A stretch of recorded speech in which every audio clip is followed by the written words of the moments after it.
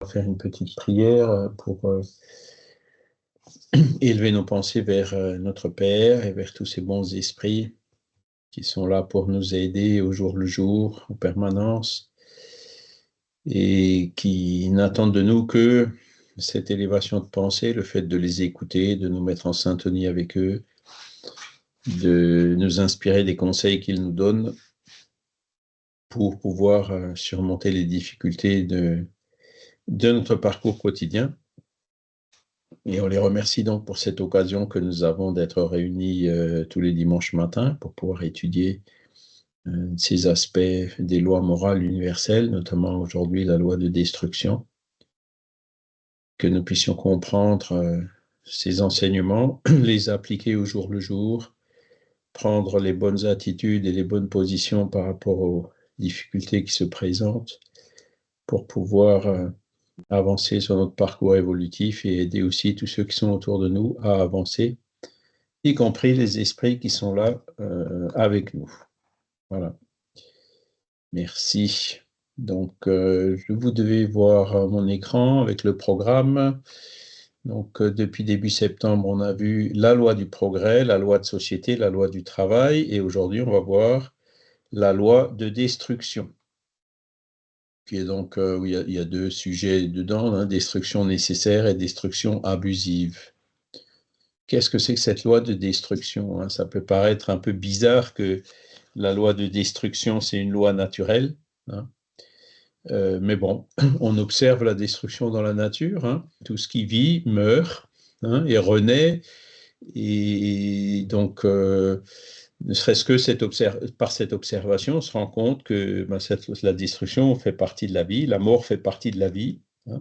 Et donc, on va essayer de comprendre un peu mieux pourquoi cette destruction qu'on observe dans la nature, hein. Et on va voir aussi après la destruction nécessaire, donc la destruction qui existe dans la nature, et puis la destruction abusive, hein. On se rend compte, je pense que c'est assez facile à sentir que on peut très vite aller trop loin dans la destruction à partir du moment où l'être humain, par exemple, s'en mêle, quoi. Et on va indiquer les différents types de fléaux destructeurs qui arrivent et analyser donc le pourquoi ainsi que leurs conséquences sur le plan moral. D'accord? Alors, qu'est-ce que c'est que cette destruction nécessaire, cette destruction naturelle, hein? Donc, la loi de destruction, c'est un chapitre dans le livre 3e du livre des esprits, hein, qui porte sur les lois morales. Dans lequel il y a la question 728, où les esprits répondent que pour se nourrir, les êtres vivants se détruisent entre eux, et cela dans le double but de maintenir l'équilibre dans la reproduction qui pourrait devenir excessive, et d'utiliser les débris de l'enveloppe extérieure. Mais ce n'est toujours que cette enveloppe qui est détruite, et cette enveloppe n'est que l'accessoire et non la partie essentielle de l'être pensant. La partie essentielle, c'est le principe intelligent qui est indestructible et qui s'élabore dans les différentes métamorphoses qu'il subit. Donc il y a beaucoup de choses qui sont déjà dites dans cette première phrase, hein.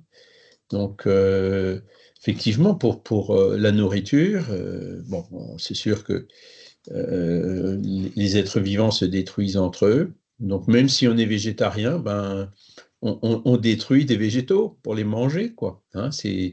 Voilà. Et si on n'est pas végétarien, ou pour les animaux carnivores par exemple, bon, voilà. Et, et ce sont des choses qui sont maintenant bien étudiées, hein. On connaît bien les écosystèmes et on voit très bien que s'il manque un prédateur, par exemple, certaines espèces se développent de façon incontrôlée, deviennent, comment ils appellent ça, invasives, hein, ou dominantes, ou, enfin voilà, il y a différents termes dans cette science qui étudie les écosystèmes pour montrer que, effectivement, pour maintenir un certain équilibre, il faut qu'il y ait de la destruction. Heureusement qu'il y a des hirondelles qui réduisent un peu la quantité de moucherons et de moustiques, hein, parce que sinon, on aurait du mal à vivre. Donc, on peut voir aussi parfois certains côtés utiles de cette destruction. D'accord? Donc, il y a le but de maintenir l'équilibre, donc ça c'est dans la reproduction, c'est ce qu'on appelle aujourd'hui les écosystèmes, hein, et d'utiliser les débris de l'enveloppe extérieure. Alors, qu'est-ce que ça veut dire, les débris de l'enveloppe extérieure? quand on mange, par exemple, même dans la nourriture, quand on mange un animal, on mange le corps de l'animal, hein. On ne mange pas l'esprit de l'animal, on est bien d'accord, hein. Et donc, c'est ça qu'ils nous disent dans la suite, hein, c'est toujours que cette enveloppe qui est détruite, hein, parce que, on dit que la chair se nourrit de la chair, hein, et cette enveloppe n'est que l'accessoire et non la partie essentielle de l'être pensant. Qu'est-ce qui est essentiel en nous? Est-ce que c'est notre corps physique? Pour les matérialistes, oui, hein, mais pour les spiritualistes, non. C'est ce qui est essentiel en nous, ce qui est immortel, c'est l'âme. Le corps physique, le jour où on meurt, on va le rendre à la nature, hein, on en aura. C'est comme un habit qu'on n'a plus besoin, voilà. Et donc, c'est ça qui est dit dans cette phrase, hein, on se réincarne dans des corps physiques pour évoluer, les animaux aussi se réincarnent dans des corps physiques pour évoluer. Et donc, une fois qu'ils sont arrivés au terme quand on est arrivé au terme de la vie, ben, on laisse le corps ici, et le corps, ben, alors, bien sûr, personne ne se nourrit de corps humain, à part ben, toutes les petites bestioles, hein, et la nature le recycle, hein. En alsacien, il y a une expression qui dit on nourrit les pissenlits par la racine, hein, le jour où on est enterré, quoi. Enfin, notre corps est enterré, hein, nous, on se sera séparé déjà de notre corps, hein, le but, c'est ça. Voilà. Alors, évidemment, donc là, on voit qu'il y a une destruction nécessaire, hein, j'anticipe un petit peu sur la suite. La destruction abusive, c'est quoi, hein? C'est ben, les élevages en batterie, hein, voilà. On voit très bien que ben, sous certains aspects, on est allé beaucoup trop loin, hein. Les veaux hormones et j'en passe, hein, voilà. Donc, la pêche, par exemple, hein, j'ai vu récemment que 2 tiers de ce qui est pêché ne va pas dans l'alimentation. Hein, va pas dans l'alimentation humaine, ça sert à autre chose, ou ça va peut-être sert à faire des croquettes pour des animaux, ou etc., hein. Donc, c'est là où on voit que cette destruction nécessaire, très vite, on dérape vers une destruction abusive, hein. Pareil pour la nourriture, hein. Personnellement, je ne suis pas végétarien, mais j'admire beaucoup les végétariens. Et voilà, petit à petit, je pense qu'on va évoluer tous vers le végétarianisme, hein. Déjà parce que l'être humain, à la base, hein, quand on voit les singes ne sont pas carnivores, hein. La plupart d'entre eux, ils sont frutivores. Et donc nous, comme on descend du singe, voilà, on est plutôt frutivore que carnivore. Cela dit, évidemment, quand on a commencé à coloniser les régions plus au nord, où il fait froid l'hiver, par exemple, bon, ben, l'hiver, il n'y a pas beaucoup de bananes, il n'y a pas beaucoup de fruits, il n'y a pas beaucoup de légumes, hein, les salades ne poussent pas. Donc, c'est pour ça que la nourriture a été obligée d'être adaptée, hein, vers la nourriture animale. Et donc, hein, mes grands-parents, l'hiver, ben, qu'est-ce que vous vouliez qu'ils mangent? Alors en Alsace, on mangeait de la choucroute, hein, parce qu'il y a du chou, donc il y a un processus, hein, qui fermente le chou, qui permet de le conserver pendant l'hiver. Voyez, les pommes de terre, hein, merci Parmentier, ben, on peut très bien, une pomme de terre se garde tout l'hiver, quoi, parce que il fallait qu'ils prévoient ce qu'ils allaient manger l'hiver, hein. On n'avait pas comme aujourd'hui des serres ou des bateaux qui nous amenaient les légumes d'un autre hémisphère, etc. Et donc, c'est de là que viennent ces adaptations, et donc qui ont permis à l'humanité de survivre, hein, notamment dans des régions où il fait froid l'hiver, hein. Prenez le cas extrême, l'Esquimau, bon, ben, l'hiver, que voulez-vous, s'il est isolé, ben, il va manger du poisson et du phoque, hein, il ne trouvera pas, et les quelques végétaux qu'il aura, d'une manière ou d'une autre, réussi à conserver. D'accord? Voilà. Maintenant, euh, c'est vrai que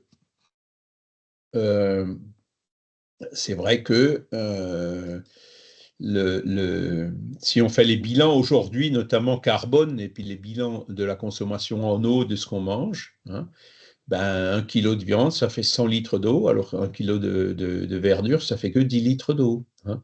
Donc, pour des raisons écologiques, hein, on va tôt ou tard être obligé, comme c'est déjà le cas dans certains pays comme l'Inde, hein, où le végétarianisme fait partie de leur culture, nous, on va être obligé aussi d'avancer vers ça. Alors, je cite un autre exemple, hein, quand j'étais jeune, pas loin de chez moi, il y avait une boucherie chevaline, hein, donc on mangeait du cheval. C'est sûr qu'aujourd'hui, beaucoup de personnes sont choquées quand on dit qu'on mange du cheval.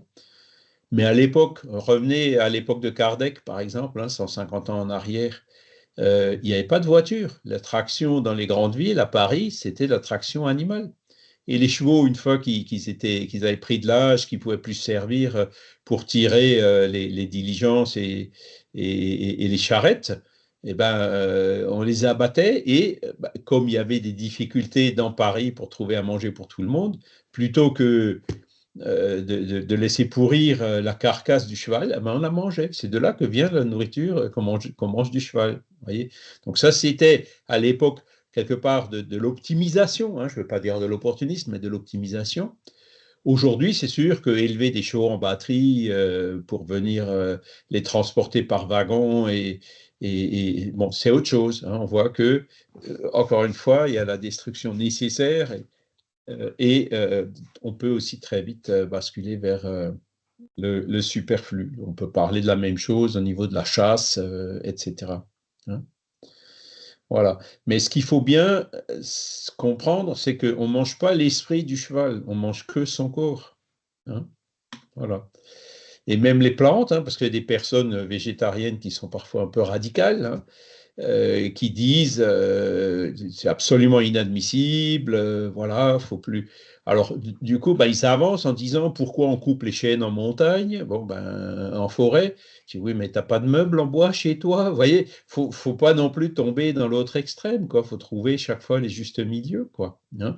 La sylviculture, bien gérée, c'est pas comme brûler complètement la forêt amazonienne pour planter du soja transgénique pendant 3 4 ans, et après, quand les sols sont morts, laisser ça se transformer en désert. C'est pas de ça qu'on parle, quoi. Une sylviculture bien gérée, comme on peut l'avoir chez nous, bon, ben voilà. Le chêne est entre guillemets mûr, hein. C'est nos grands-parents qui l'ont planté, hein, puisqu'un chêne arrive à maturité au bout de presque une centaine d'années, hein. Bon, ben voilà, on le coupe, et puis de notre côté, on en replante pour que nos petits-enfants puissent, eux aussi, se faire des meubles ou des chaises avec du bois de chêne, quoi, ce qui sera beaucoup plus écologique que de les faire en plastique ou en métal. Voyez. Donc tout est une question de... La nature est là, hein, on peut s'en servir par une destruction, entre guillemets, raisonnée, hein, raisonnable, hein, bien sûr assurer le renouvellement pour les générations futures. Voilà. Et la partie essentielle en nous tous, même dans les animaux, dans les chevaux, hein, c'est le principe intelligent, hein, l'esprit, qui lui est indestructible, hein.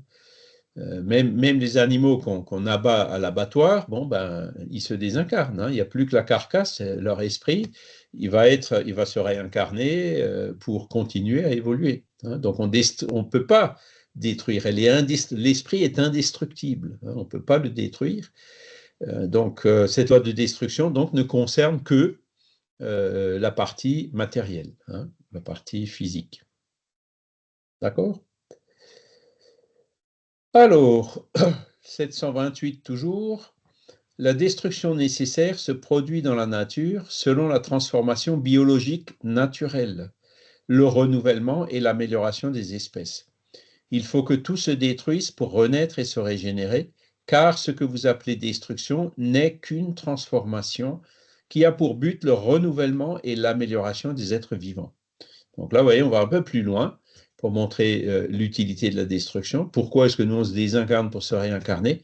C'est pour évoluer, hein. Pourquoi est-ce que l'évolution des espèces nous le montre bien, hein? C'est ce recyclage, hein, cette loi circulaire, comme dirait Léon Denis, elle est nécessaire à la loi du progrès, à la loi d'évolution qu'on a déjà vue, hein. Donc, une fois que le corps il est ancien, usé, bon, ben, on le détruit pour ensuite venir se réincarner, en prendre un neuf. Hein. Quand l'arbre il est trop vieux, creux, fragilisé, etc., bon, ben, il se détruit pour ensuite redonner une petite pousse, un arbre nouveau. Hein. Et donc ça, c'est un processus qui est tout à fait naturel. D'accord? Et donc, la loi de destruction sert, c'est un vecteur pour la loi d'évolution. D'accord? Et donc, il y a une autre phrase là qui est intéressante. Ce qu'on appelle destruction, en fait, c'est pas une destruction, ce n'est qu'une transformation. Vous voyez, c'est la manière, on comprend mieux, hein, quand on voit la loi de destruction, bon, ben, ça choque un peu.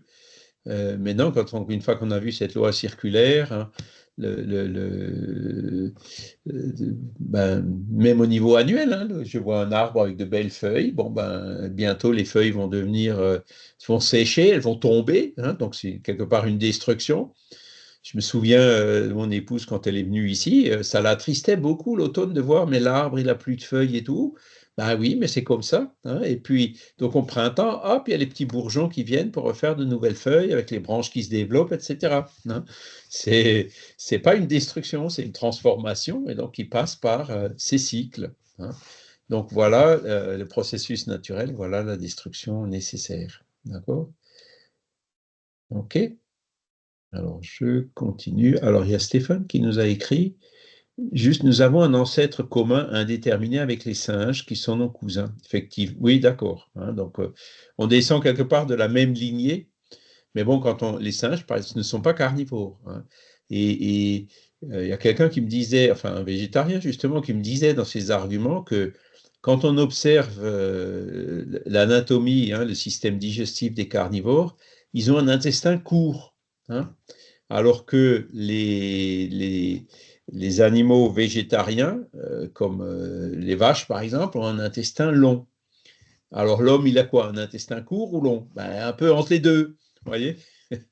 Hein, donc à l'origine, il était plutôt frutivore ou végétarien et il y a certainement eu une adaptation donc dans la préhistoire quand il a commencé à passer avec le feu, hein, quand il a appris à cuire la viande quand il est devenu carnivore, donc c'est il y a 10-15 000 ans, et peut-être d'ici là, ben, l'intestin s'est rallongé un peu, ou s'est raccourci un peu, pardon.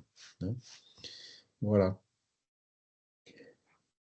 Voilà. Alors, la destruction nécessaire, c'est celle qu'on voit. La destruction abusive, donc elle, par contre, elle n'est pas dans la loi naturelle, car elle met en danger la vie de la planète. Toute destruction anticipée entrave le développement du principe intelligent. C'est pourquoi Dieu a donné à chaque être le besoin de vivre et de se reproduire. Alors, qu'est-ce que c'est que cette destruction abusive? Aujourd'hui, on est en plein dedans. Hein. On voit la forêt amazonienne qui brûle. Au Brésil, là, j'ai des amis qui sont là-bas. Et c'est des incendies qui sont allumés volontairement, hein, à la fois dans les plantations de canne à sucre que dans l'Amazonie. Donc ça couvre pratiquement tout le pays. Et donc, il y a quelqu'un qui me disait encore hier que ben, ça fait des quantités de fumée énormes qui parfois se déplacent et ils se retrouvent dans une espèce de brouillard. Ça sent un peu le brûlé et puis voilà, et à la limite d'utiliser un masque pour se protéger des particules qui sont dans l'air. Donc là, on voit clairement, ça va trop loin. C'est de la destruction abusive. Hein. Les élevages en batterie, bon, c'est de la destruction abusive aussi. Hein. Et ils vont même plus loin en disant toute destruction anticipée entrave le développement du principe intelligent. Hein. Donc, chaque fois qu'on tue, entre guillemets, un animal de façon anticipée, ça va quelque part entraver son principe, l'évolution de son principe intelligent. Nous-mêmes, hein, les êtres humains, quand on fait des choses pour abréger notre vie, hein, les suicides indirects, genre tabac, alcool ou autre, ou même le suicide, ben, on entrave en fait le développement de notre âme, hein, puisque on avait un corps qui nous servait à évoluer, et puis on décide d'interrompre avant la fin naturelle de ce corps. D'accord? Alors c'est sûr que, bon, voilà, typiquement quand on mange du veau, hein, le veau, c'est une destruction un peu anticipée quand même, hein, vous voyez ce que je veux dire, hein, et d'ailleurs, quand on regarde écologiquement parlant, la viande de veau, c'est la pire, hein, c'est celle qui fait le plus de carbone, le plus de méthane, le plus qui consomme le plus d'eau, hein. Donc, voilà. Après, même dans la nourriture animale, on peut mettre des priorités pour se concentrer plutôt sur ce qui est le moins préjudiciable à la nature. Michel? Et oui, c'est vrai que la définition de la destruction anticipée, peut-être qu'il faut clarifier un peu, je ne sais pas. Parce que destruction anticipée, ça veut dire quoi? Dès qu'on va tuer un animal pour se nourrir, est-ce que c'est une destruction anticipée de cet animal, du coup, qui empêche son principe intelligent de se développer? Ça peut aller jusque-là, la destruction anticipée, ce qui veut dire que toute destruction faite par l'homme est une destruction anticipée. Quelque part, tu n'as pas tout à fait tort, hein. Bon, alors, on revient pareil un siècle en arrière. Le cheval qui était trop vieux pour tirer les charrettes, bon, c'est sûr, il aurait pu encore paisiblement brouter dans des champs pendant quelques années, hein. Et donc, la destruction, elle est anticipée. Maintenant, comment dire, l'animal carnivore en forêt qui attrape un autre animal et puis qui le tue, tu vois, est-ce que ça peut aussi quelque part être considéré comme une destruction anticipée et pourtant, celle-là, elle est quand même naturelle, tu vois. Moi, je pense Voilà, en fait, il faut trouver là le juste milieu, c'est-à-dire, mm, voilà, de dire condamner, encourager le végétarisme, c'est bien, hein, et la nourriture animale, elle n'est pas condamnable, hein, mais elle le devient quand elle est abusive, quoi, hein. Si on mange de la viande rouge matin et soir, 7 jours sur 7, c'est peut-être beaucoup, hein. C'est là où il faut se poser la question, est-ce que c'est vraiment, est-ce qu'on n'est pas un peu dans l'abus, quoi. Donc tout est une question de trouver le juste équilibre, hein, mais c'est vrai que pris à la lettre, hein, cette phrase-là, elle va loin, hein, elle va loin, oui, c'est ça, elle hein. va loin, c'est ça. Voilà. Et alors la destruction abusive, bon, on a plein de... des fois indirect, hein. Il y a du pétrole, bon, ben, on prend le pétrole, on l'utilise. Pareil, il faut l'utiliser à bon escient, hein. C'est ce que je dis toujours. Celui qui prend la voiture, un gros 4x4 à 200 chevaux pour emmener le gamin à l'école à 5 km ou pour aller acheter le pain à 2 km parce qu'il est soi-disant un peu meilleur que celui qui est juste à côté, bon, on voit très bien que ça va peut-être un peu trop loin, quoi, hein. Il vaut mieux aller amener le gamin à l'école qui est à 500 mètres à pied, hein, ou en vélo, hein, trouver des moyens plus adéquats. Mais non, c'est confortable, ah, bah, il pleut ou il fait froid. Voilà, on a toujours de bonnes raisons pour dire, bon, bah, on y va. Mais quelque part, hop, le carbone se retrouve dans l'atmosphère et qu'est-ce qui se passe? Ben, vous avez des phénomènes climatiques extrêmes. Donc, de hier, vous avez les inondations au Japon. Avant-hier, vous les aviez en Italie. Avant-avant-hier, elles étaient en République tchèque et en Pologne. Voilà, hein. Il y a des feux de forêt au Portugal, il y en a au Brésil. Bon, on voit clairement qu'on est allé trop loin, hein. Enfin, on le voit. Je pense que la prise de conscience, maintenant, c'est faite. Il y a des gens qui le nient, hein, qui sont encore dans le déni de ce réchauffement climatique lié à l'activité de l'homme, hein. Mais bon, on peut de moins en moins le nier. La science le démontre de façon de plus en plus claire. Mais est-ce que nous, vraiment, on fait quelque chose pour, pour réduire notre consommation, hein? Bon, pas de trop, hein, pas de trop. Certains le font, hein. Bon, certains ne peuvent pas le faire, hein. C'est sûr, moi, pendant que je travaillais, je n'avais pas le temps de chercher du bois en forêt. Mais maintenant que je suis à la retraite, ben, je vais chercher du bois en forêt. Je m'arrange avec le garde forestier. Le bois qui est perdu, hop, je vais récupérer. Et puis, ben, l'hiver dernier, j'ai chauffé pratiquement que avec du bois. Le gaz était, la chaudière était coupée pratiquement tout l'hiver. Vous voyez? Donc, j'essaye à mon niveau, hein, à mon humble niveau, d'apporter quand même une petite contribution, de faire ce que je peux de mon côté pour limiter la consommation. Voilà. Et donc, c'est quelque chose qui, bon, voilà, il faut que les industries polluent moins, il faut que ci, il faut que ça. Non, il faut avant tout que nous, on commence déjà à donner l'exemple, hein, parce que l'industrie qui pollue, c'est nous qui consommons l'acier, le ciment, les voitures, tout ce que cette industrie produit, hein. Voilà. Et donc, alors, c'est pas des sujets qui sont très populaires, hein, parce qu'il s'agit de se serrer la ceinture un petit peu. Mais bon, il vaut mieux qu'on s'y habitue petit à petit, progressivement, dès maintenant, de façon réfléchie et voulue, que de le subir le jour où vraiment on sera dans la crise. Parce que là, forcément, ça fera beaucoup plus mal, hein. Voilà. Il vaut mieux amortir la chute, entre guillemets, en anticipant le plus possible, justement par cette réflexion concernant cette destruction abusive, hein. Et ça, c'est vraiment l'exemple, hein, le réchauffement climatique, hein, où on voit qu'il il faut qu'on change nos méthodes de consommation. Évidemment, si on consomme moins, c'est pas bon pour le commerce, c'est pas bon pour l'emploi, c'est pas bon pour bon, mais on peut pas continuer comme on fait là. Il faut bien qu'on s'adapte, hein, il faut bien qu'on trouve des solutions pour respecter nos planètes et éviter un effondrement beaucoup plus large, quoi, hein, qui peut d'ailleurs, dans le pire des cas, mener à la disparition de l'humanité sur la Terre, hein. Ça, c'est les scénarios les plus pessimistes. Et là, typiquement, ce serait aussi une destruction abusive. Donc, ça voudrait dire quoi? Supposer que par cet abus, etc., l'espèce humaine disparaisse de la planète. Où est-ce qu'on va aller évoluer, hein? On va être obligé d'aller prier les esprits d'une autre planète de nous accepter pour aller se réincarner chez eux, qui auront été plus sages et plus préventifs que nous pour la conserver, hein, c'est ça. Donc, il faut y réfléchir, hein, et surtout quand on sait que les enfants de nos petits-enfants, c'est nous, ce sera nous, hein.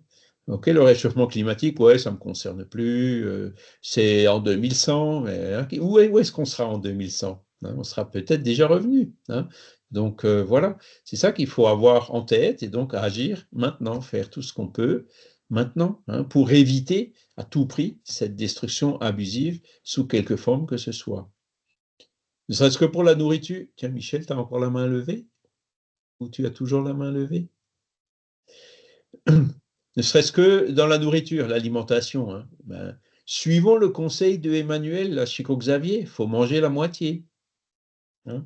Moi, je me rends compte que j'ai considérablement réduit mon alimentation. Je m'en porte à merveille, hein.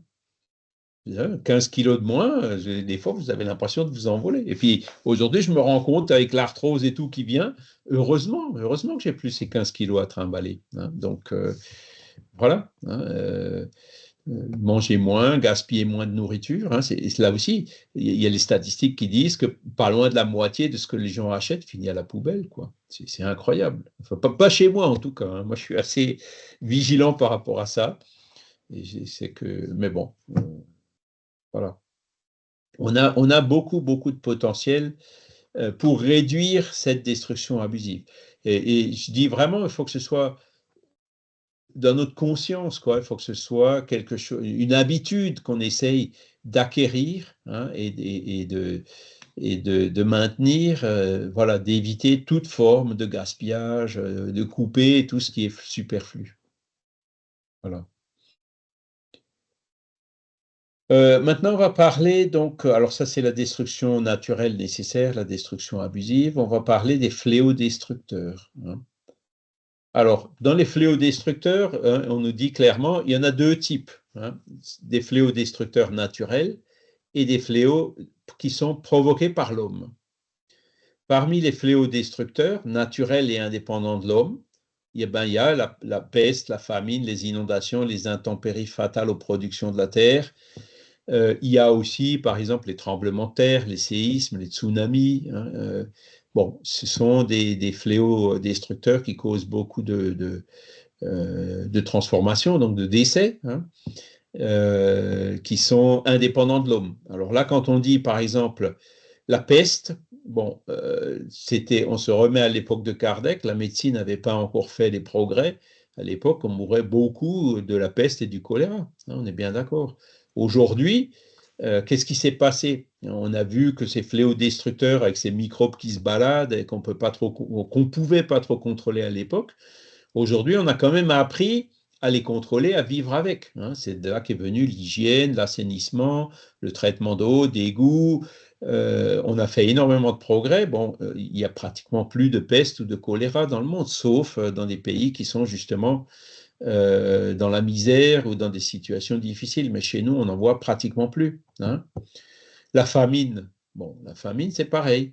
Donc, quand il dit les inondations, les intempéries fatales aux productions de la terre, c'est vrai que dans les champs inondés, il y a beaucoup de... Ces intempéries qui se multiplient aujourd'hui, qui dans le temps étaient naturelles, mais qui aujourd'hui sont naturelles plus l'amplification créée par le réchauffement climatique, eh ben, voilà, la grêle qui détruit les raisins, les inondations je crois que la récolte de blé en France, elle va être de 30 ou 40% inférieure à une année normale à cause justement parce qu'il y a eu beaucoup de pluie. Et donc ça, à l'époque, ils le subissaient.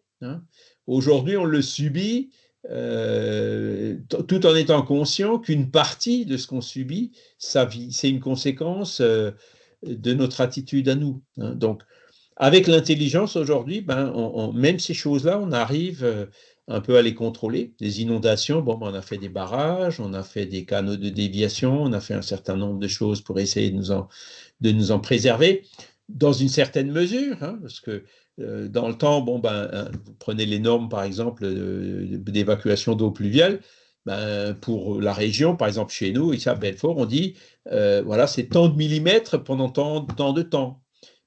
Aujourd'hui, ça ne va plus. Toutes ces données qu'il y avait sur des observations du passé, il faut les augmenter, il faut les multiplier par deux. Donc, il faudrait que les tuyaux augmentent, que les volumes des barrages augmentent. Il y a toute une adaptation qui est à faire, même dans ce qu'on aura fait pour justement essayer de prévenir les conséquences des fléaux naturels. J'ai parlé des séismes. Pareil, donc vous voyez, un séisme de magnitude 5 en Turquie, enfin, c'était pas 5, c'était 6 ou 7, il y a eu énormément de victimes, alors que au Japon, des séismes encore plus forts, on sait à peine si on en entend parler, parce que on sait ce qu'il faut faire pour faire des constructions, pour éviter qu'il y ait beaucoup de victimes lors d'un tremblement de terre. Mais après, est-ce qu'on le fait au Japon, ils l'ont fait, ils ont mis les priorités sur ces mesures préventives. En Turquie, bon, ils ont une j'ai fait mon dernier projet, il était en Turquie. Les lois sismiques, les normes sismiques en Turquie sont très très bien faites, sont du même niveau que celles qu'on peut avoir au Japon ou en Europe. Mais voilà, elles sont appliquées que depuis récemment et il n'y a pas cette préoccupation donc et même aujourd'hui, il y a des nouvelles constructions qui ne les appliquent pas. Ils ne sont pas assez rigoureux dans l'application, d'où toutes ces conséquences. Donc là, vous voyez, même les destructions, ces fléaux naturels, on peut faire beaucoup de choses pour en prévenir les conséquences. Encore une fois, dans certaines limites. Au Japon, à l'époque de Fukushima, voilà, ils ont prévu ce qu'il faut pour des tsunamis de 10-15 mètres, mais pas pour un tsunami de 30 mètres. Quoi. Donc, il y aura toujours, si vous voulez, on ne peut pas se prévenir à 100% contre tout. Mais à partir du moment où on arrive à éviter 90 ou 95% des fatalités, il faut le faire. Voilà. Ce n'est pas parce que la destruction, entre guillemets, est naturelle, nécessaire, qu'il faut laisser faire. Donc la peste, la peste, le choléra, on a travaillé pour justement s'en préserver et pouvoir utiliser le corps qu'on a le plus longtemps possible pour pouvoir évoluer le plus possible. Donc c'est une action qui est tout à fait légitime et qui ne va pas du tout à l'encontre de la loi naturelle. D'accord? Voilà. Alors, ça, c'est les fléaux destructeurs naturels. Maintenant, il y a ceux qui sont provoqués par l'homme.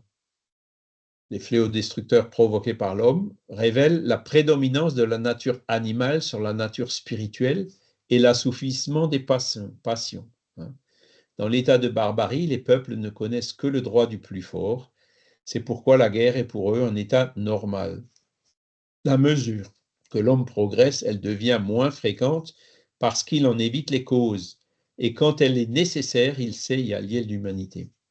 Alors c'est un peu dur, hein, cette phrase. Ben, il y a des guerres, voilà, on en voit encore aujourd'hui. Hein, il y a, je crois, 60 ou 70 conflits armés dans le monde en ce moment. On entend parler de 2 ou 3 en général, hein, de l'Ukraine, le Proche-Orient, mais après il y a le Soudan, il y en a plein d'autres dont on parle pratiquement plus. Hein. Mais il y a malheureusement encore beaucoup de guerres dans le monde, donc on voit que la prédominance de la nature animale sur la nature spirituelle et l'assouvissement des passions, on n'en est pas sorti encore. Hein. Et donc ça, ben, une guerre, c'est forcément des fléaux destructeurs. La famine qui est... euh, un, quand vous regardez, aujourd'hui, il y a 800 millions de personnes sur 8 milliards, hein, donc c'est quand même 10%, qui mangent pas à leur faim, hein, dans le monde. Et récemment, j'ai fait un petit comparatif pour essayer de savoir, bon, ben, où sont ces 800 millions de personnes? Eh ben, la grande majorité de ces 800 millions de personnes sont des résidents de pays qui font partie aussi de ceux où il y a le plus fort taux de corruption. Et c'est là où on voit que ben, on peut faire un lien direct entre la famine et la corruption. Les pays les plus corrompus, c'est là où les gens meurent le plus de faim. C'est triste, c'est malheureux, c'est comme ça. Donc là, on voit aussi que la famine est aussi liée à cette prédominance de la nature animale. C'est plus la famine qu'on a au-dessus. Parce que dans les pays où il y a moins de corruption, ben, quand il y a par exemple des catastrophes ou des destructions, une production d'aliments locaux qui est inférieure à la normale à cause de phénomènes climatiques ou autres, eh ben, il y a une solidarité internationale qui se met en place, hein, qui va leur apporter d'un autre pays, hein, avec les échanges commerciaux, ou même au moins que chacun ait le nécessaire. Hein, d'organes de l'ONU et d'autres ont des infrastructures extrêmement lourdes et sophistiquées pour y arriver. Mais dans ces pays corrompus, qu'est-ce qui se passe? Cette aide, elle est déviée avant qu'elle arrive à ceux qui en ont besoin. C'est pour ça que les gens meurent de faim là-bas. Enfin, c'est une des raisons pour lesquelles ils meurent de faim. Hein. Donc, voyez, même là, hein, ben, qu'est-ce qu'il faut travailler pour réduire cela? Ben, il faut travailler cette prédominance de la nature animale sur la nature spirituelle. Il faut qu'on soit de plus en plus conscient qu'on a une âme, que tout ce qui est matériel, c'est passager, hein, et que voilà, l'assouvissement des passions, ça apporte peut-être quelques satisfactions éphémères dans l'immédiat, mais ça attire beaucoup plus de déboires dans le futur et dans la vie spirituelle. Hein. Donc, à partir du moment où... C'est là-dessus qu'il faut travailler, hein, en gros, que les gens deviennent meilleurs. Et pour que les gens deviennent meilleurs, il faut déjà qu'on commence par chacun doit commencer par soi-même, hein, essayer de devenir meilleur soi-même. Et c'est comme ça que de proche en proche, il y aura l'encouragement pour que les autres le deviennent également. Voilà. Et donc, quand l'homme progresse, effectivement, il arrive à en éviter les causes. Hein. On a eu des guerres terribles en Europe, hein, la guerre de 70, la grande guerre napoléonienne, hein, la guerre de 1870, la guerre de 14, Première Guerre mondiale, Deuxième Guerre mondiale. Et heureusement, après la Deuxième Guerre mondiale, bon, ben, écoutez, c'est affreux, Holocauste, etc., j'en passe, hein, des conditions effroyables. On se demande comment on a pu en arriver là. Ben, il y a quand même eu des actions qui ont été prises, hein, comme c'est dit là, hein, euh, pour dire ça suffit, maintenant on n'en veut plus. Hein. Entre autres, il y a eu le plan Marshall, il y a eu la communauté européenne, il y a eu un certain nombre de choses qui ont été mises en place, justement pour éviter que la guerre se reproduise en Europe. Est-ce qu'on est complètement immunisé? Peut-être pas. Mais bon, ça fait quand même 70 ans que c'est calme, hein, que entre Français et Allemands, on s'entend bien, même si après, bon, ben, il y a encore du néonazisme par endroits, il y a encore de l'extrémisme divers et varié par d'autres endroits. Donc on n'est pas complètement sorti du risque zéro, hein, mais il y a quand même eu un grand progrès de fait, hein, pour avoir cette paix au moins ici. Et donc ça, c'est des choses qu'il faudrait généraliser. Hein. Ukraine, dans l'ancienne Union soviétique, ben, ce n'est pas encore le cas. Il y a encore des problèmes. Les deux Corées, il y a plein d'endroits dans le monde où il y a beaucoup de choses à faire, notamment aussi au Proche-Orient, entre Israël et la Palestine. En ce moment, on est dans une phase assez active de ce conflit, malheureusement. Est-ce que c'est vraiment par la guerre et la domination qu'on arrivera à la paix? Non, certainement pas. La violence engendrera toujours la violence et ils sont visiblement pas sur le bon chemin. C'est pas un en essayant de détruire l'autre ou d'exterminer l'autre. Ça n'a jamais marché nulle part dans l'humanité, ça. Donc ça marchera pas plus cette fois-là. Et donc il y a encore des progrès à faire pour que les gens comprennent. Pourtant, c'est des pays, Israël notamment, démocratiques, où les gens élisent leurs représentants. Bon, ben voilà, il faut que maintenant les personnes réfléchissent en disant est-ce que c'est vraiment ça qu'on veut? Est-ce qu'il n'y a pas d'autre solution? Donc, il y a encore du chemin à faire pour qu'on y arrive. Voilà. Et après, la dernière phrase, donc, quand elle est nécessaire, ça veut dire les esprits disent quand la guerre est nécessaire. Et ça, c'est un sujet assez polémique dans le livre des esprits, parce qu'effectivement, dans le livre des esprits, il y a des personnes que je connais qui disent, moi, rien qu'avec cette phrase-là, je rejette l'ensemble du livre des esprits. C'est vrai que Kardec pose la question aux esprits à un moment donné, notamment dans ce chapitre sur la loi de destruction, est-ce qu'il y a des situations dans lesquelles la guerre est nécessaire? Et les esprits répondent oui. Alors c'est dur, ça fait mal en disant comment est-ce que les esprits peuvent dire que certaines fois la guerre est nécessaire? Et Kardec il demande, mais dans quel cas est-ce qu'elle est nécessaire? Et les esprits répondent, c'est pour gagner la liberté. Est-ce que en France, par exemple, on bénéficierait de la liberté, le fameux liberté, égalité, fraternité, s'il n'y avait pas eu la Révolution française? Bon, ce n'était pas une guerre, mais enfin, c'est quand même une guerre interne en France. Certainement pas. Est-ce que, je ne sais pas moi, les Coréens du Nord arriveront à la liberté sans guerre? Il faut espérer que oui. Tant qu'on peut éviter la guerre, il faut l'éviter. Mais probablement, non. Il faudra qu'il y ait quelque part un soulèvement interne pour éliminer cette classe dominante et écrasante. Voilà, donc ça se passera difficilement dans la douceur, vous voyez. Et donc, c'est ce que les esprits disent, et Léon Denis, dans le Monde invisible et la guerre, donc c'est un livre qui pareil, Léon Denis, il est parfois un peu cocorico, un peu patriote, un peu trop, quoi, mais il explique bien cette guerre, toutes les guerres, la majorité des guerres qu'il y a dans le monde, c'est de la guerre de la liberté contre l'autorité. C'est pour sortir d'une dictature.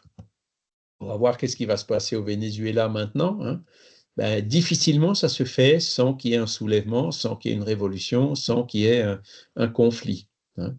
Et donc, voilà, c'est ce qu'on peut comprendre. Alors, on espère que là aussi, maintenant, tout doucement, on touche à sa fin et qu'on arrivera à mettre fin à tous ces régimes autoritaires sans être obligé de faire couler le sang. Mais bon, a priori, et d'après ce que les esprits disent, on n'en est pas encore tout à fait là, malheureusement. Voilà. Et c'est pour ça que je pense en Europe, il faut bien qu'on veille justement aux libertés qu'on a pu acquérir. La liberté, ne pas en abuser et surtout rester vigilant par rapport à toutes les manipulations qu'il peut y avoir pour nous faire peur, pour nous pousser justement à prendre des positions un peu extrêmes qui, elles, sont dangereuses justement pour notre liberté. Vous voyez, il y a eu une alerte en Pologne, en Hongrie, l'Italie même en ce moment, où très vite, hop, ils ont muselé la justice, ils ont muselé la presse. Vous voyez, si on ne fait pas attention, on se retrouve vite Hugo Chavez dans des situations de dictature qui reviennent, quoi, de pouvoir autocratique et autres. Donc, à nous de veiller à toutes ces choses-là, hein, défendre justement nos libertés. En France, je pense qu'il n'y a pas trop. On court aussi le risque, hein, c'est sûr, hein, parce que on a vu par exemple même aux États-Unis, hein, une fois que vous avez quelqu'un d'un peu plus extrémiste qui est au pouvoir, même en perdant les élections, ça ne s'est pas passé complètement dans la douceur, hein. C'est une fois qu'ils sont là, on a du mal à les faire partir, hein. Donc, il faut être prévenu, hein, en disant, bon, voilà, essayons quand même de rester dans des régimes démocratiques et évitons tout ce qui est liberticide, sans pour autant tomber dans l'extrait inverse, comme on a vu dans la loi de liberté, hein. Abuser de la liberté, ben, c'est la perdre, hein. Voilà. OK. Après, bon, dans les fléaux destructeurs, il y a un autre exemple qui est assez récent, c'est la pandémie, hein. Il y a quand même eu dans le monde 5 millions de morts, je crois. En France, je ne sais plus comment c'était. Non, c'était pas 500 000. 500 000, c'était au Brésil. En France, on a eu 100 et quelques mille décès à cause de la pandémie, hein, si je me rappelle bien. Donc bon, alors il y en a qui disent ouais, ça fait pas plus de morts que la grippe. Bon, ok. C'est pareil, il faut pas minimiser les choses, hein, parce que Belfort, c'est à 40 km de Bourg-Tuilère où il y a eu le premier cluster, hein. Et donc nous ici, on l'a vu, hein, les gens qui étaient dans le couloir ou dans la cour du croque-mort parce qu'il n'y avait plus assez de place à l'intérieur. On a vu toutes ces choses-là, hein, l'hôpital de Mulhouse avec les urgences qui étaient les soins intensifs complètement saturés, les médecins qui étaient obligés de faire des choix. Bon, bah là, désolé, vous avez plus de 70 ans ou de 80 ans, donc vous aurez pas. On a connu ça, hein, donc quelque part, il y a quand même, même si, bon, c'était un impact relativement, entre guillemets, limité, hein, ça faisait moins de morts qu'une grippe saisonnière, hein, peut-être, mais c'est quand même quelque chose qui a fait très mal. Et moi, je peux vous dire, hein, mon voisin, son épouse est morte du Covid. J'ai une amie à ma sœur qui est morte d'un Covid long, mais elle est quand même morte du Covid. Donc voilà, de dire que le Covid, hein, c'est quand même quelque chose qui a touché beaucoup de gens, mis beaucoup de gens dans le deuil, hein, d'accord? Alors, à quoi ça sert? À quoi ça sert ce genre de fléau destructeur? Eh ben, c'est la question 737, où les esprits disent les fléaux destructeurs frappent l'humanité pour la faire avancer plus vite. N'avons-nous pas dit que la destruction est nécessaire à la régénération morale des esprits qui puisent dans chaque nouvelle existence un nouveau degré de perfection? Mais ces bouleversements sont souvent nécessaires pour faire avancer plus promptement un ordre de choses meilleur et en quelques années ce qui eût exigé bien des siècles. Donc ça veut dire que si tout va bien, on est tous dans notre train-train, comme d'habitude, on n'est pas poussé à faire des efforts, hein. Par contre, s'il y a des fléaux destructeurs, des guerres, ou quand on a des difficultés comme la pandémie ou autre, ben effectivement, ça fait bouger, ça fait réfléchir, il y a beaucoup de consciences qui s'éveillent, hein, dans tous les sens d'ailleurs, hein, les consciences qui s'éveillent pour dire tiens, ben voilà, maintenant je suis coincé chez moi, j'habite à Paris, est-ce que c'est vraiment la vie que je veux? Hein, puis la réponse qui dit ben non, hop, il y a beaucoup de gens qui sont partis vivre à la campagne. Vous avez aussi beaucoup de gens qui sont devenus spirites au moment de la pandémie, qui se sont dit ben tiens, je vais commencer à réfléchir, qu'est-ce qui se passe quand on meurt, etc. Alors, c'est peut-être que 2 ou 3% de la population, mais 2% ici, 2% là-bas, 2% là-bas, ben, on va arriver à une majorité et ça va nous faire évoluer. Si maintenant vous supprimez le Covid, ben, la personne serait toujours encore dans son train-train et ne se serait pas remise en cause, hein. Donc, c'est là où on voit que ce genre d'épreuve, c'est quelque part des tests pour réveiller les consciences et pour faire avancer l'humanité plus vite, hein, donc en quelques années, ce qui eût exigé bien des siècles, hein. Alors, certes, hein, moi je me souviens, pendant la pandémie, on avait le droit de sortir, je ne sais plus, c'était 1 heure pour aller promener les chiens ou je ne sais pas quoi, et à moins de 10 km ou 1 km de chez soi. C'était fantastique, hein. On marchait au milieu de la rue, il n'y avait personne, les chevreuils descendaient de la forêt, enfin, il y a des trucs incroyables, hein. Il y avait un ciel pur, bleu, dégagé. Je regrette un peu, hein, parce qu'aujourd'hui, ben, hop, je vais traverser la rue avec les chiens, ben, faut regarder, parfois il faut attendre, pourtant je suis dans un petit village, hein, mais il y a tout le temps partout des bagnoles, c'est dingue. Hein. Donc, c'est, là on sent, est-ce que beaucoup sont évidemment revenus dans ce train-train quotidien, hein, mais il y en a quelques-uns qui au moins en sont sortis. Hein. Donc, il y aura peut-être d'autres occurrences équivalentes ou similaires qui finiront par faire que les choses se recalment un peu, qu'on sort un peu de ce consumérisme effréné, hein, et pour arriver donc vers un ordre de choses qui est meilleur. Voilà. Alors, les guerres sont quand même encore nécessaires, mais à la question 743, les esprits complètent en disant les guerres disparaîtront de la planète. Donc, vous voyez, elles vont disparaître un jour. Elles sont nécessaires encore pour l'instant, mais bientôt, il faut espérer que ce bientôt arrive le plus vite possible, il n'y en aura plus. Et quelle est la condition pour ça? Quand les hommes comprendront la loi de justice et pratiqueront la loi de Dieu, alors tous les peuples seront frères. Vous voyez?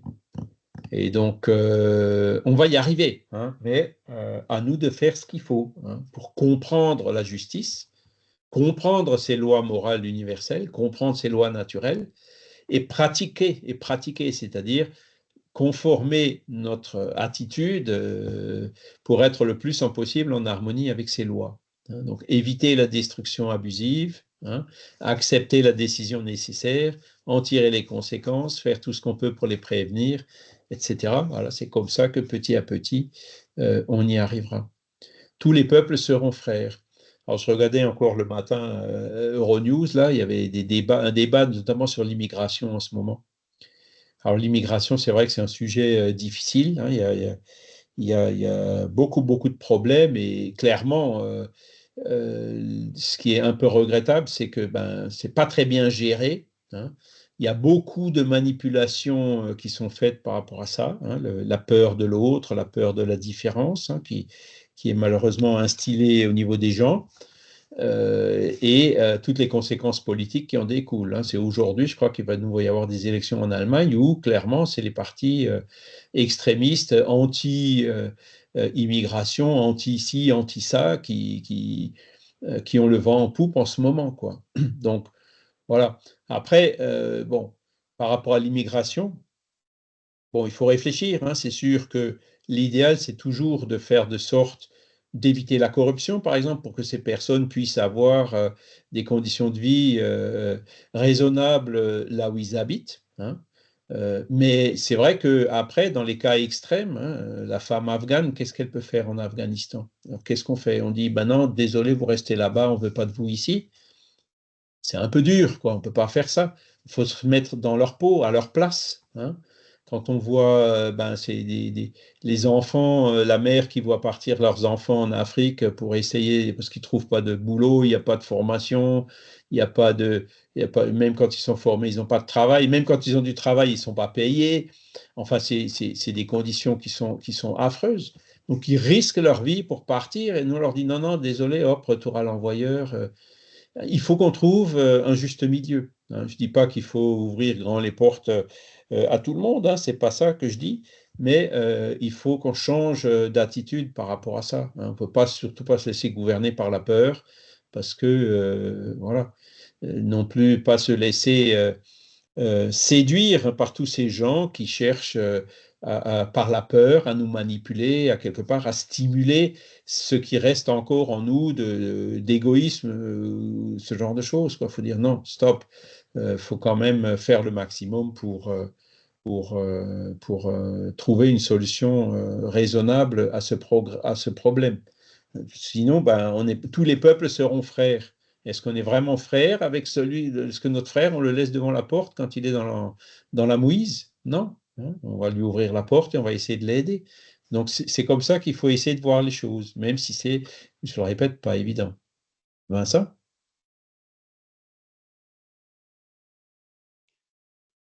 Je crois qu'on est traversé par un état d'esprit qui est, qui est dominant, c'est-à-dire que la pauvreté est une maladie. C'est-à-dire que celui qui est pauvre, c'est qu'il l'a bien voulu et qu'il ne s'est pas soigné, quoi, en gros. C'est quelqu'un qui n'a pas su être dans la richesse, quoi. On promeut tout le temps, toute la société est traversée par une idéologie. Les idéologies communistes se sont effondrées et ce qui a pris place, c'est les idéologies néolibérales qui stigmatisent la pauvreté, la différence et qui promeut l'égoïsme. Et ça, on n'en est pas conscient, mais ça existe, ça traverse toute la société, quoi. Alors, c'est vrai, mais après, tu vois, nous, aujourd'hui, on s'est réincarné dans un pays voilà, où il y a quand même eu des conditions d'études, de travail. Voilà, mes parents, ils roulaient pas sur l'or, c'était des gens, je suis quand même issu d'un milieu socio-culturel modeste et j'ai eu ma chance, quoi. Mais après, aller en Afrique, Géraud, il n'est pas là aujourd'hui, mais vous voyez les conditions qu'ils ont là-bas, avec la corruption, avec la violence, avec les arnaques, ils ne voient pas d'avenir pour leurs enfants et tout. Ils sont prêts à risquer leur vie pour partir et essayer d'avoir des conditions de vie, je dirais, plus dignes, quoi, hein, tu vois. Donc, là-bas, tu vois, il n'y a pas cette culture de la pauvreté. Ils sont vraiment dans des situations qui sont difficiles. Dans les pays de dictature, en Afghanistan, par exemple, tu vois, mets-toi à la place d'une femme. Hein. Et donc, c'est encore une fois, on retombe encore une fois euh, dans cette question qu'on a vue tout à l'heure, hein, pourquoi les guerres sont nécessaires, ben, c'est de la liberté contre l'autorité. Il y a malheureusement énormément de systèmes autoritaires ou corrompus qui existent dans le monde, hein, et c'est contre ça qu'il faut lutter. Alors, chez nous, c'est vrai que même en naissant en France, il y a des gens qui sont dans des conditions très modestes et qui sont très pauvres, hein, SDF et autres. Hein. Cette culture, comme tu le dis, il faut réussir dans la vie, il faut ci, il faut ça, et puis les autres qui sont rejetés, bon, on a même, nous, du mal à gérer ça en interne entre nous. Hein. C'est là où on voit toute la différence, toute la difficulté. Hein. Il y a deux Et attitudes, Charles, par rapport par exemple, aux chômeurs. On peut dire que c'est des feignants qui ne veulent pas travailler et les oui, stigmatiser, c'est-à-dire les dévaloriser, les stigmatiser, quoi. Et on a une deuxième attitude qui est de dire on va les aider. Et oui, là, ce qui domine dans toute l'Europe, hein, et disons dans les pays riches, quoi, c'est qu'on stigmatise la personne qui est hors du système, qui est pas voilà, on considère que c'est de sa faute parce que c'est une façon de se déresponsabiliser de l'aide qu'on doit apporter aux gens en difficulté. La solidarité, de l'empathie, tout ça. C'est une façon de ne pas être dans l'empathie, dans la solidarité, d'être dans une forme d'égoïsme. Et ce qui traverse toute la société, c'est quand même une grosse forme d'égoïsme. Hein. C'est tu es c'est pauvre vrai, parce c'est que vrai. c'est ta faute, tu es différent, bah c'est ta faute, tu es voilà. Et ça, c'est Et Vincent, le paradoxe, c'est que celui qui dit ça, hein, en fait, c'est de sa faute à lui, parce que lui, il fait rien justement pour aider. Hein. Parce que qu'il y ait des gens, des chômeurs professionnels, comme on dit, c'est vrai, il y en a. Hein. Alors, ils le sont pour différentes raisons. Il y en a qui le sont par pur opportunisme. Hein. Bon, ben voilà, ceux-là, effectivement, ils font un peu tache d'huile. Il y en a qui le sont par des problèmes psychologiques ou autres, hein, parce qu'ils se font pas confiance, ou parce que ci, ou parce que ça. Donc là, pareil, il faudrait effectivement les aider en leur tenant un peu la main, en leur montrant, non, regardez, vous êtes capables, etc. Après, il y en a qui ont eu des accidents de carrière, hein, et qui se retrouvent à un âge avancé, licenciés du jour au lendemain, et qui effectivement se trouvent dans des difficultés très grandes, ou par exemple des familles qui se séparent, monoparentales, qui tombent dans des situations. Tu vois, il y a des cas abusifs, mais il y a des cas qui sont réels et après, bon, aider l'un et pas aider l'autre, comment juger, faire la différence, c'est pas toujours évident. Donc, on a un système qui dit, bon, ben voilà, on aide tout le monde. Hein. Alors, du coup, le fait de trop faciliter les choses, effectivement, ça va un petit peu faire pencher la balance. Hein. Je ne sais pas si c'est ici qu'on en parlait, ouais, parce que moi, je suis près de l'Allemagne, donc je vois ce qu'ils font là-bas. Hein. Quand on va à Europa Park, on voit des personnes âgées qui ont déjà passé la soixantaine, qui ramassent les mégots et les papiers avec un espèce d'une tige avec et un sac, quoi, avec une pince en bas de la tige. Et ces gens-là, quand tu parles avec eux, quand on aborde un, tu dis, mais à l'âge que vous avez, vous êtes encore obligé de travailler? Il me dit oui, parce que je suis le Ein Euro Job, comme ils disent en allemand. C'est-à-dire que il est au chômage, hein, il touche toute l'assistance sociale nécessaire, mais il est obligé d'accepter en contrepartie un travail comme celui-ci, où il est payé 1 euro de l'heure. Alors 1 euro de l'heure, évidemment, ça ne suffit pas pour vivre en Allemagne, mais dès qu'il a besoin de quelque chose, par exemple mon frigo est cassé, il me faudrait un nouveau frigo, ben, il lui amène un nouveau frigo, c'est-à-dire il reçoit tout ce qu'il a besoin pour avoir une vie décente, mais on lui demande quand même d'avoir un travail. Donc, tu vois, il y a de l'aide, il reçoit tout ce dont il a besoin, mais il faut aussi qu'il fasse un peu quelque chose de son côté. Hein. Alors, est-ce que c'est dévalorisant? Est-ce que c'est dégradant? Est-ce que ben, les personnes que j'avais vues, non, elles acceptaient de faire ça de bon gré en disant je suis content que je préfère ça que de rester sur la paille, quoi. Hein. Donc, voilà. Il faut trouver le juste milieu. L'idée Mais que... quand on parle au niveau international, là, parce qu'on parlait des guerres, hein, moi, ce que je crains, c'est que là, maintenant, avec le réchauffement climatique qui arrive, hein, on a une élévation des températures.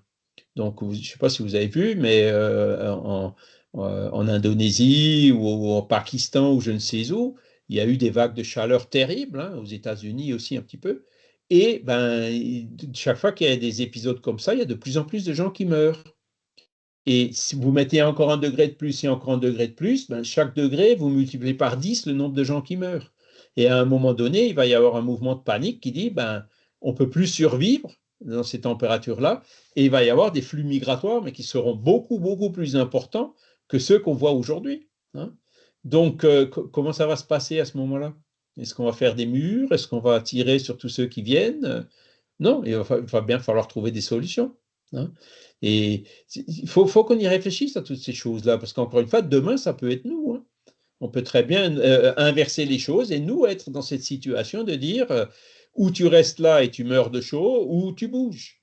Hein. Donc on bougera aussi, hein, parce qu'on sait que si on reste, on meurt. Donc même si on a un risque de vie pour traverser les mers ou je ne sais quoi, ben, on tentera notre chance aussi, hein, c'est clair, en se mettant dans la peau des autres. Et c'est là où il faut arriver justement hein, à comprendre cette justice, pratiquer la loi de Dieu et considérer toutes ces personnes comme des frères. Charles, tu es en train de parler d'une seule chose. Je pense qu'on est en panne parce que on a des projets, on nous projette dans la vie comme ayant tous des projets individuels, mais on n'a pas de projet collectif. C'est-à-dire qu'on ne parle pas des communs, on ne parle pas de ce qu'on met en commun, quels que sont les besoins, les, les besoins, par exemple, est-ce que l'électricité est un besoin commun? Est-ce que l'eau est un besoin commun? Ça, ce n'est pas parlé. Et c'est vrai que on nous projette dans la vie comme voilà, il faut avoir une certaine forme de réussite égoïste, individuelle, mais il n'y a pas de projet collectif. Et ça, c'est bien notre panne. Il n'y a pas de projet collectif, donc du coup, l'autre devient un ennemi quand il n'est pas comme on voudrait qu'il soit, quoi. Et notre frère devient un ennemi. C'est quand même dingue, tu vois. Hein, il faut le voir comme ça. On est tous fils du même père et on peut tous se réincarner, moi à la place de l'autre et l'autre à ma place. Hein, tu vois, c'est ça la grande loi naturelle. Hein. Le fait d'arriver à une conclusion, l'autre c'est un ennemi, on n'est pas vraiment sur le bon chemin. Ah bah là, c'est la destruction, c'est la loi de destruction absolue. Hein. À la fin, tu te retrouves tout seul, mais bon, c'est pas terrible, quoi. Non, je pense pas, je pense pas. Je pense qu'on va y arriver, mais ça va pas se faire en douceur, ça va mettre du temps, hein, ça va mettre Ben, du temps. ouais, on a besoin de projets communs, on a besoin de collectifs, on a besoin de savoir quels sont les besoins collectifs. Voilà, Mhm. qu'est-ce que c'est que voilà, l'eau, l'électricité, tout ça. Est-ce que c'est quelque chose qui doit être privatisé? Parce que bon, tout est privatisé, tout est l'objet de spéculation. Même l'individu, on spécule sur l'individu maintenant à l'heure actuelle. Un Mhm. enfant qui naît doit 60 000 euros à l'État à la naissance, quoi. Donc, parce Ouais, qu'on a ouais. endetté la France, on a endetté les pays, on a endetté. C'est-à-dire qu'on a emprunté. Auparavant, les États créaient leur argent eux-mêmes, donc ils ne se mettaient pas des taux d'intérêt à eux-mêmes, ce n'était pas logique. Maintenant, on emprunte sur les marchés l'argent des États. Donc évidemment, la dette, c'est les pourcentages d'intérêt qui ont été empruntés depuis 1977, depuis le traité de Lisbonne. Donc voilà, on est dans des sociétés où l'individu n'a plus voix au chapitre, il ne voit même plus, ça va même plus loin que ça, il ne voit même plus là où on peut avancer, là où c'est possible de faire quelque chose en commun. Parce que Mhm. on nous projette dans une idéologie individualiste, la réussite c'est individuel, il faut faire du développement personnel, et la spiritualité en fait partie. Le spiritisme, une forme de spiritualité qui fait du développement personnel, mais pas forcément du développement collectif. Bah, si, quand on dit tous les peuples seront frères, c'est bien du collectif, c'est pas de l'individuel, tu vois. Le spiritisme, au contraire, lui, il dit que individuellement, il faut qu'on travaille pour s'améliorer, parce que personne ne peut le faire à notre place. Mais la conséquence directe de ce travail d'amélioration, c'est en vue de quoi? C'est d'aimer son prochain comme soi-même, hein. C'est de considérer qu'on est tous des frères. Hein, parce que Ouais, c'est mais vrai que le système que tu décris, le système capitaliste, libéraliste à outrance, c'est pas l'idéal non plus, hein. Aujourd'hui, on vit voilà. là-dedans parce que ça respecte quand même un certain nombre de libertés, ou du moins en apparence, hein, mais c'est loin d'être un système qui est complètement, enfin, qui est idéal et qui va certainement évoluer parce qu'en plus, il est basé sur les lois économiques qui gouvernent le monde en ce moment sont basées sur des hypothèses qui sont fausses, hein. Notamment l'hypothèse qui dit que les ressources de la planète sont illimitées.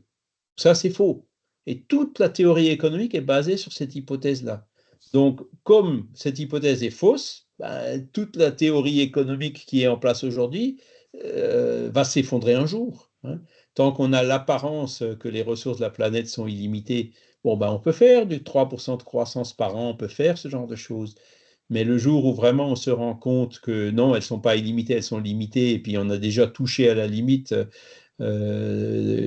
pour certains aspects, et ben, le 3% par an de croissance, ça ne marchera plus. Donc, il faudra bien trouver des systèmes où on fonctionnera sans croissance, voire même des systèmes où on fonctionnera avec de la décroissance. Et c'est vrai que notre système actuel, il n'est pas du tout adapté à ça, hein. Et celui qui a un rôle clé à jouer dans cette transition, c'est l'individu, c'est bien les humains, c'est nous. Oui, mais Charles, dans le spiritisme, on dit il faut faire le bien. Mais le bien, c'est quoi? Il y a plein de termes qui sont des termes bateaux qui ne signifient pas grand-chose. Faire le bien, bah oui, c'est pas faire le mal. Mais bon, ok, mais faire le bien, on fait comment le bien? En étant individualiste, en disant moi, il faut que je sois meilleur que mon voisin? C'est ça, faire Non, le bien? c'est Eh oui, en considérant que tous les peuples sont des frères, en aimant, en faisant aux autres ce qu'on voudrait que les autres fassent pour nous. C'est ça le bien. ouais, C'est c'est tout à l'harmonie fait. avec les lois de la nature, avec ces lois morales universelles. C'est ça le bien, hein. Et c'est pas ce qu'il y a écrit dans le livre des esprits, hein, qui est le bien. C'est la charité, quoi. C'est la bienveillance. Ce sont ces lois morales universelles. Et là-dessus, Charité, bon, il n'y a pas de, il y a pas, il y a pas de, on peut pas, on peut difficilement confondre, hein. Ce La critère de charité, faire aux autres ce qu'on voudrait que les autres fassent pour nous, ouais. c'est quand même un critère qui est très très fort dans ce sens, hein. Ouais, bah, la charité, ça peut être aussi un système de domination. Moi, je fais la charité aux pauvres, hein. Moi, j'ai plein d'argent, je donne des sous à ces pauvres gens qui ont rien, quoi. Ça, c'est pas de la C'est aussi charité, hein. C'est la Oui, mais charité, elle n'est pas désintéressée, cette charité. Celui ça me fait penser à celui qui se fait un selfie pendant qu'il donne une pièce à un mendiant, tu vois. c'est ça. Ça, c'est pas de la charité. La charité, elle est désintéressée, tu vois. Et ça, c'est clairement exprimé partout dans la philosophie spirit. Hein. Donc, on a des critères qui sont solides, justement pour faire la différence entre le bien et le mal, pour voir au moins dans quel sens il faut qu'on aille, parce qu'on n'y est pas, hein, moi non plus. Hein. On est tous imparfaits, on traîne des boulets, on a encore beaucoup de travail à faire. Faut pas culpabiliser pour ça, mais il faut y aller petit à petit. C'est vrai que là, j'ai encore tendance à penser parfois d'une certaine façon qui n'est pas optimale, et puis hop, ben après j'aurai un peu moins, un peu moins, un peu moins. Après j'aurai de nouveau des rechutes, hein, quand je me serai pris une bonne dose de manipulation. Mais à un moment donné, je dirais, ça y est, maintenant j'y arrive. Hein, maintenant je me laisse plus faire.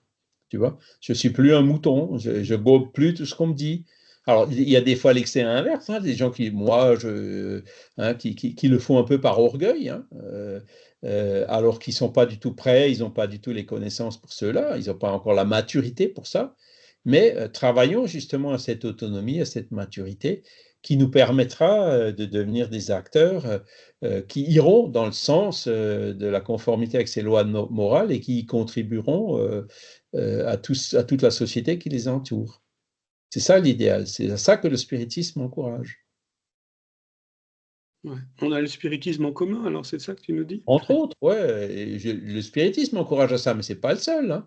Il y a beaucoup d'autres mouvements spiritualistes ou même non spiritualistes qui encouragent, qui poussent à faire du bien. Donc voilà, c'est le bien qui compte. C'est hors la charité, point de salut. Hein. C'est pas hors le spiritisme, point de salut. Ouais, On mais revient toujours au même. Hein. c'est des phrases du 19e siècle qui sont pas entendables. Tu dis ça à un jeune des banlieues, il va pas te comprendre. Hein. Ben oui, parce Le qu'il quartier à est. côté, tu lui parles comme ça, le pauvre le jeune, mais il comprend rien. Tu en avais C'est comme aussi si tu lui au parlais 19e martien. siècle des gens qui comprenaient rien à ça. Hein, tu vois. Mais bon, il comprendra forcément parce que, ou alors il viendra avec quelque chose de mieux. Et s'il vient avec quelque chose de mieux, ben on prendra. Mais tant qu'il continuera à dealer dans la violence et tout, bon, ben, on essaiera quand même, voilà. Or, la charité, point de salut, c'est quand même mieux que tout ce qui est violence, trafic et autres. Hein, Ouais. tu vois, il n'y a pas photo. Et le jeune des banlieues, bon, ben pareil, après, pourquoi il est comme ça? Ben, le père travaille, la mère travaille, souvent il se retrouve isolé dans la rue, sous de mauvaises influences. L'éducation nationale qui, non, c'est pas notre boulot, nous on fait de l'instruction, on fait pas de l'éducation. Après, il ne faut pas s'étonner qu'on arrive à avoir beaucoup de jeunes, de frères qui sont dans des situations compliquées. Hein. Mais ce sont quand même des frères. Ouais. Ouais, ouais. Ce que je remarque aussi, c'est qu'il y a par exemple un retour des façons de faire auparavant. C'est-à-dire que je remarque pas mal qu'il y a de jeunes femmes qui sont plutôt mignonnes, qui passent leur vie à chercher un homme qui a suffisamment d'argent pour se faire entretenir. Ou qui font un gamin avec cet homme pour dire voilà, bah, maintenant j'arrête de travailler, on a un enfant, faut que je m'en occupe. C'est les systèmes qu'on avait auparavant. Mhm. Pourquoi pas? Parce que tu vois, quand je parlais de décroissance tout à l'heure, ça peut peut-être passer par ça, quoi, en disant que est-ce qu'on est vraiment tous obligés de travailler? Hein, alors, je ne fais pas la différence entre hommes et femmes. Hein, je connais des couples où c'est la femme qui travaille et l'homme il est à la maison à faire la cuisine et à garder les enfants, hein, les emmener à l'école et les ramener. Tu vois, Mais effectivement, est-ce qu'on est vraiment.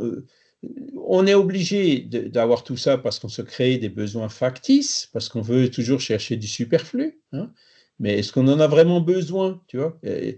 On arrivera très vite à trouver des solutions le jour où la croissance ne pourra plus être de 3% par an, le jour où il faudra se serrer la ceinture, etc. Alors, c'est sûr, pareil, prenez l'actualité, regardez ce qui se passe en Martinique en ce moment. Hein. Ouais. Là-bas, les gens, ils ont des revenus assez faibles et puis les prix sont plus élevés que chez nous. Bon, ben, c'est sûr, la première réaction, c'est d'aller dans la rue en disant ça va pas. Hein. Et malheureusement, quand les gens vont dans la rue, ben, il y a de nouveau de la violence. Et donc, c'est toutes ces choses-là qu'il faut chercher effectivement à gérer, à anticiper le mieux possible en trouvant des solutions équitables. Voilà. Pour éviter justement la destruction, parce que voilà, et après, il y a très vite des victimes. Charles, on a des gens super écologistes, c'est dans les pays africains. Ils n'ont rien à manger, ils sont super écologistes. Ils Ça, roulent c'est pas en voiture. Ben, c'est les pauvres qui sont les plus écologistes. Mhm. Celui qui a les moyens, il roule avec une grosse voiture, il part en vacances en avion, et voilà, quoi. Il a une grande maison, alors qu'il est seul dans la maison, quoi. Mhm. C'est vrai, c'est vrai. Ouais, voilà. Mais bon, après, les lois de destruction feront qu'à un moment donné, tout s'équilibrera. Mais pas forcément dans la paix et dans la joie et le bonheur, hein. Si, justement, c'est le sens du cours aujourd'hui, c'est ça, hein, c'est de dire que ces fléaux destructeurs collectifs, c'est pour nous faire avancer plus vite. Donc, on va vers un monde de régénération, ça c'est sûr. On ira vers la paix, ça aussi c'est sûr. Et c'est grâce, c'est difficile, mais c'est par ces fléaux destructeurs qu'on y arrivera plus vite. Est-ce qu'on ira vers la paix dans la paix? C'est pas sûr, hein. Il faut, ouais, si, on y va, on y va, on y va. Sur la Terre, en tout cas, on ira, ouais, ça c'est sûr. Ouais. Faut rester optimiste, hein. Voilà. Parce que le spiritisme nous en... et le pire, c'est que ça dépend que de nous, hein. Voilà.